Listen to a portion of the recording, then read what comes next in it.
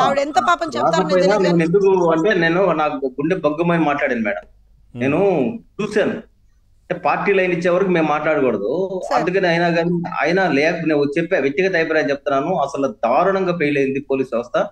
ఇది ఒక సార్ మన ఫెయిల్ అదృష్టం అవ్వలేదు బాగుంది సార్. చెప్పారు. సార్ విల్సన్ గారు ఫెయిల్ కాదు సార్, అది కుట్ర చేశారు సార్. కావాలని చెప్పారు. నేను కుట్ర, మళ్ళీ చెప్తున్నా, వాళ్ళు కావాలని సెక్యూరిటీ బ్రీచ్, అది ప్రైమ్ మినిస్టర్ గారిని లేకపోతే ఇబ్బంది పెడదామన్నా, చంద్రబాబు నాయుడు గారిని ఇబ్బంది పెడదామన్నా, సాధారణ ప్రజల్ని ఇబ్బంది పెడదామని. నిజమే చెప్తున్నాను, అంత హై లెవెల్, అంత హై టవర్ మీదకి ఎవడన్నా ఎక్కి ఏదైనా ఎక్కిన వాడు ఏదన్నా చేశాడు అనుకోండి, డైరెక్ట్ వ్యూ కదా, డైరెక్ట్ ఇది కదా, స్టేజ్ మీదకి డైరెక్ట్ కదా, యూ కెనాట్ స్టాప్ ఎనీబడి కదా. ఏం తెలీదా? చదువుకోలేదా పోలీస్ అఫీషియల్స్? వాళ్ళకి ఆ మాత్రం సెక్యూరిటీ ఎలా ఇవ్వాలో తెలీదా? పైన ఎగురుకుంటూ ఈ మహానుభావుడు వెళ్తేనే కింద పరదాలు కట్టేసి కింద చెట్లు నరికేసి అదో పెద్ద సీన్ లాగా చేస్తారు కదా ఈ జగన్మోహన్ రెడ్డి వెళ్తే. సీఎం వెళ్తే ఇక్కడ పిఎం పాల్గొన్నారు. మరి ఏం చేస్తున్నారు ఇక్కడ? ఇంకో విషయం చెప్తానండి, వీళ్ళ దుర్మార్గము, వీళ్ళ రాజకీయ హింస అంటానేది దీన్ని. State sponsored terrorism again in the state of Andhra Pradesh.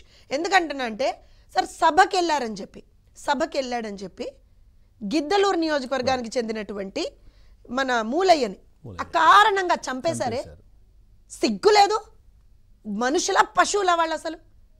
ఇంకోటి మన ఆళ్లగడ్డ నియోజకవర్గం, అతని పేరేంటి, ఇమాం హుస్సేన్, అతన్ని కూడా చంపేశారండి. సభకి వెళ్తే చంపేస్తారా? మా నాయకుల్ని చూడడానికి, మా నాయకుడు మాట వినడానికి రాష్ట్రం కోసం మేము వెళ్ళకూడదా? మీరు ఎవర్రా నాయన అసలు రాష్ట్రంలో ఇంత అరాచకం చేయడానికి? ఏమి ఇవన్నీ కనబడట్లేదా పోలీసులకి? సరే మాచర్లో కారు తగలబెట్టేశారు మా సురేష్ది, సభకి వెళ్ళాడని చెప్పి. ఇంత అరాచకమా? అసలు రాక్షసులా మనుషులా వాళ్ళు? ఇలా ఎక్కడన్నా చూసామండి మనం? రాజకీయంగా విభేదించండి. బుద్ధి ఉంటే, తెలివి ఉంటే, జ్ఞానం ఉంటే, మనుషులైతే కడుపుకు అన్నం తింటుంటే రాజకీయంగా విభేదించండి, మాట్లాడండి రాజకీయంగా. మీరు 100 మాట్లాడితే మేము 1000 మాట్లాడతాం. చలో మాట్లాడదాం, చర్చిద్దాం. కానీ ప్రాణాలు తీయడం ఏంట్రా నాయన? సిగ్గుండక్కర్లా? ఏం పాపం చేశాడండి వాళ్ళ మూలయ్య? ఏం పాపం చేశాడండి ఇమాము? ఏం పాపం చేశారు? చంద్రయ్య దగ్గర నుంచి చూస్తున్నాం. ఎంతమంది కార్యకర్తల్ని కోల్పోవాలి పవన్ గారు మేము? మా కార్యకర్తలు చేసిన పాపం ఏంటి? వాళ్ళ నాయకుడు వెంట నిలబడ్డాం, అది కూడా రాష్ట్రం కోసం. మాకేమొస్తుంది సార్? అధికారం ఏమన్నా మేము కొత్తగా చూస్తున్నామా? 42 ఏళ్ల పార్టీ మాది, ఏమొస్తుంది? లేకపోతే బీజేపీకి ఏమన్నా కొత్త? కేంద్రంలో అధికారంలో ఉన్నారు వాళ్ళు. లేకపోతే జనసేనానికి ఏమన్నా కొత్త? ఏం వాళ్ళకి తెలియదా? 2014లో వాళ్ళు భాగస్వామ్యులుగా ఉన్నారు, ఇవాళ రేపు కూడా భాగస్వామ్యులుగా ఉంటారేమో. ప్రశ్నించే గళంగా ఉన్నారు వాళ్ళు, జనసేన వాళ్ళు. ఏం మాకేమన్నా అధికారం కోసం మీలాగా వెంపర్లాడుతూ పుట్టినటువంటి పార్టీ మాది? అసలు నేను మీకు ఇంకో విషయం చెప్పనా పవన్ గారు, అసలు ఆ వైఎస్ఆర్సీపీకి ఆ ఫ్యాన్ గుర్తు కాదండి ఇవ్వాల్సింది, గొడ్డలు గుర్తు ఇవ్వాలి వాళ్ళకి. ఫ్యాన్ గుర్తు తీసేసి గొడ్డలు గుర్తు ఇవ్వాలి వాళ్ళకి.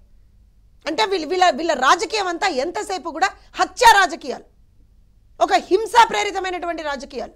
ఇవాళ సాక్షాత్తు ప్రధానమంత్రి గారు ఒక సభకు వస్తే నువ్వు ఆ సభకి కూడా కనీసంలో కనీసం basic, we're not asking you more, ఒక్కసారి లెక్కలు తీయించండి. ఎంతమంది పోలీసులు వాళ్ళు ఇచ్చారనేది, ఎంతమంది పోలీసులు అక్కడ ఉన్నారనేది తీయించండి. 4, నేను ఇప్పుడు చెప్తున్నాను అండి, సామాజిక వర్గంగా నేను మాట్లాడడానికి ఎప్పుడు ఇష్టపడను పవన్ గారు, కానీ 4 ఒకటే సామాజిక వర్గానికి చెందినటువంటి వ్యక్తుల్ని డిఫరెంట్ జిల్లాలకు సంబంధించినటువంటి ఎస్పీలని దీనికి బాధ్యులుగా పెట్టారు. 4 ఫెయిల్ అయ్యారు కదా. ఇవాళ ఫెయిల్ అవ్వడం కన్నా కూడా వాళ్ళు కుట్ర చేశారు కదా. అంటే వీళ్ళు ఏమనుకున్నారు, ఇంకో కందుకూరో ఇంకోటో ఏదైతే అక్కడ స్లీపర్ సెల్స్ ని బట్టి వీళ్ళు ఏదైతే చేశారో అలాంటి చేద్దాం అనుకున్నారా ఇక్కడ? నిజమా కందుకూరు ఘటనలో అక్కడ ఉన్నటువంటి ఎస్పీ ఇక్కడ కూడా ఉన్నారని కాదా? తెలుసు కదండి. నేను ఇక్కడ ఇంకో విషయం చెప్తానండి, మీరు గమనిస్తే దే వెయిటెడ్.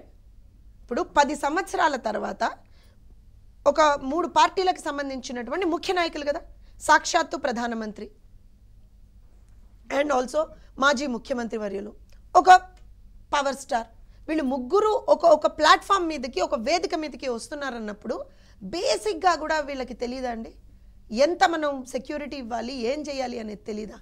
తెలియకుండానే ఇవాళ అక్కడ కూర్చున్నారా?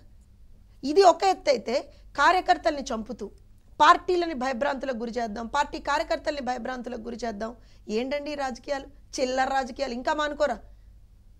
రైట్, ఒక్కసారి రజనీ గారితో మాట్లాడదాం. రజనీ గారు కూడా ఆ ప్రాంతంలో ఉన్నారు, మీతో పాటుగా ఉన్నారు, తనకు కూడా కాలికి గాయమైనట్టుగా తెలుస్తుంది. రజనీ గారు జనసేన పార్టీ నుంచి ఉన్నారు, ఏం చెప్తారు? రజనీ గారు మీరు కూడా వివిఐపి గ్యాలరీలో ఉన్నారు, మీ కాలుకు కూడా గాయమైనట్టుగా కూడా తెలిసింది అప్పుడు. సో ఏం జరిగింది అక్కడ? వాటర్ బాటిల్స్ కూడా విసిరేసినట్టుగా తెలుస్తుంది చాలా మంది అక్కడికి వచ్చి, ఏం చెప్తారు? వాటర్ బాటిల్స్ విసిరేసిన, కుర్చీలు విసిరేసిన, మార్కెట్లకు పడిపోయి